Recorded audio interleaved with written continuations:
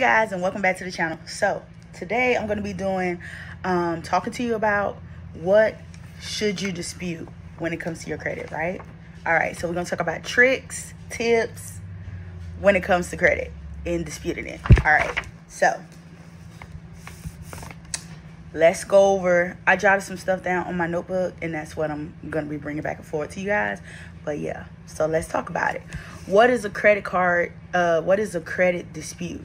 That's when you are sending a formal written letter that challenge the credit bureaus for inaccuracies or inaccurate information that's on your credit. Information and documentations are included in this letter when you ask the credit bureau to correct the error.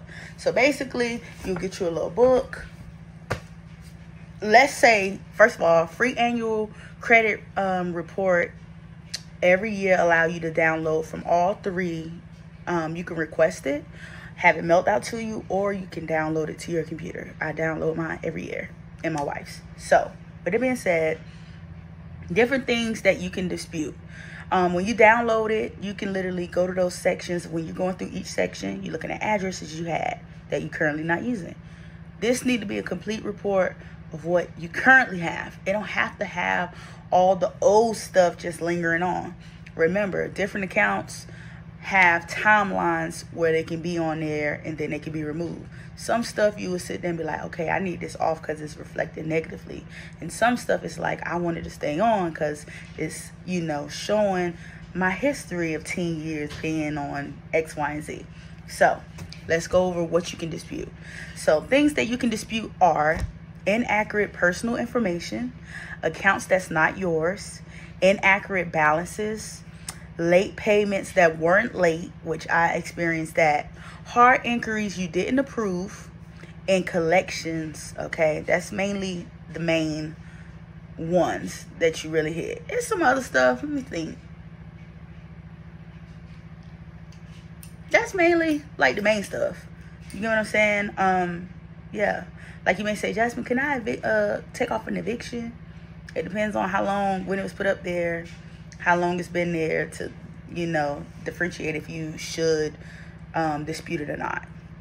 But them the main heavy hitters. Those are the ones that you want to be paying attention to. So, of course, if you're not living at the address, yeah, those could have been known addresses. Think about when you applied for a credit card 10 years ago and it's showing up an address that you currently don't have. I like having up-to-date current stuff on my credit. Why? Because when you have old addresses, they got 12 different addresses you use throughout your lifetime. Anybody that get a hold of those addresses, say you don't live there. If I'm a credit thief and I got your old address here, whatever, they could send me out a new card based off of this was an address that you was associated with. And you don't want to be in that situation where you're stressed out. New cards coming from, you know, like maybe you're not a person that have Credit Karma or the Experian app, or you're not paying for a credit service and people are creating credit cards in your name and things like that. You don't want to be dealing with all that stress. So what you want to do is, again, go to freeannualcreditreport.com, download it, or you can call the bureaus yourself. You can call them and ask them to mail you out your report, and it has very in-depth page. Probably some of them be 30 pages. I mean, like, so it just have a lot of pages depending on how in-depth, you know, you've been working your credit and stuff. All right, so let's talk about when you send in letters to bureaus, what need to be on it and the steps you should take. Okay, all letters should include a copy of your identification, your ID. Okay, you saying this is my correct address, this is my ID. You want to send it to all three bureaus. What are the bureaus? You got Equifax, TransUnion, and of course Experian. Okay, those are the three heavy hitters for personal credit. That's what we talking about. We're not talking about business credit, we're talking about personal credit. Okay, so those are the letters where you'll want to send it. If you have a present address that's different from your ID, provide one of the following documents as proof, and I'm going to list it. You'll want to put if you got an old address and you haven't updated you're using grandma address, but you don't currently live at your grandmother's house and you don't want it to change, you want it to still stay at your grandma's house or whatever, not even if you wanted to stay at your grandmother's house, but your ID don't match and you need to provide them proof of your updated information, you will provide like a utility bill from the last 30 days, a bank statement, a valid driver license if it's not, like I said, if you're using your grandmother's address that's on your ID but you live somewhere else. You can also use other bills like other documents like pay stubs, W-2s, 1099s, rental agreements, house deed, and mortgage statements. Those are the documents that you can use to let them know, like, hey, I'm living at this address, and please remove all these other addresses that's not associated. That's the first step you want to have as far as your documentation that you're sending to the bureaus, okay? Now, the last segment I was talking about what things you can dispute and where you send it to. All right.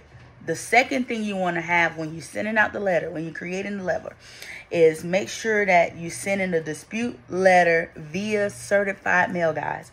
You need to make sure that you're not doing regular mail. Some people do regular mail, but I like certified mail because they give you a stamp back like, hey, somebody signed for it, and that's traceable, okay? The other step is, the third step is, the agencies have, which is the Fair Credit Reporting Act, agencies, the creditors, right? So Experian, TransUnion, and Equifax, they have to go ahead and in 30 days, look at what you said, investigate it, and make sure that they correct whatever they need to be corrected in that time frame. Like basically, if they need to go and contact FP&L, let's say you owe a light bill, and on there you paid that bill and you show proof that you paid that bill, right? And they got it on there lingering around. They can go, one, they see that you got the proof, so automatically they should be able to remove it. But let's just say they went and contacted the light people. The light people, if they don't get back in a timely manner, they got to go with the proof that you provided that this shouldn't be on your credit, because, or, you know, if it was saying a negative status, it should say a positive status because you did what you were supposed to do. They have relatively like 30 days to respond, and they can extend or exceed the investigation for, you know, extend it to like 45 days. The last thing is the time frame for investigation start only after the creditor reporting agency received the dispute letter and start a dispute. So when they go in the actual system and, you know, send you sometimes, like if you dispute online, it'll show you like, okay, they started the dispute. So then that's when the timeline starts to get down. You kind of don't know when the dispute started when you send it by mail, but you kind of can just pay attention to your weeks, of course. If you see it's been 2 months, of course, that's 60 days. It's well over the time frame. All right. So with that being said, that's that. This was just a quick little video, like I stated, talking about what you can dispute on your credit report and how you go about disputing it. I also have different little examples of like how you can validate the accounts. If you see stuff on your credit and it's like, look, I didn't sign. Usually you would sign a document with Verizon saying you went into contract with Verizon, but Verizon would then sell that you chose not to, you owed Verizon. Verizon sold off that debt, and now you have MCM calling you saying, hey, you owe me this amount. And it's like, I don't have a contract with you, right? So you always first want to start off by getting your report.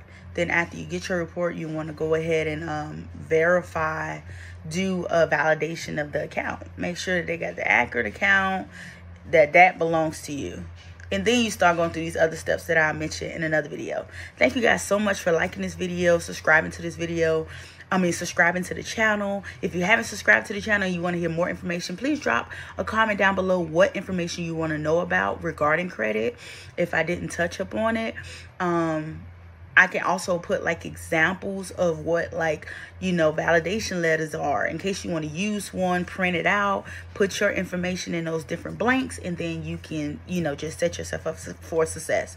So let me know in the comment below. Again, thank you guys so much for liking, commenting, and subscribing. Drop a purple heart. Let me know you got to the end of this video. I appreciate the love and support, and I'm out.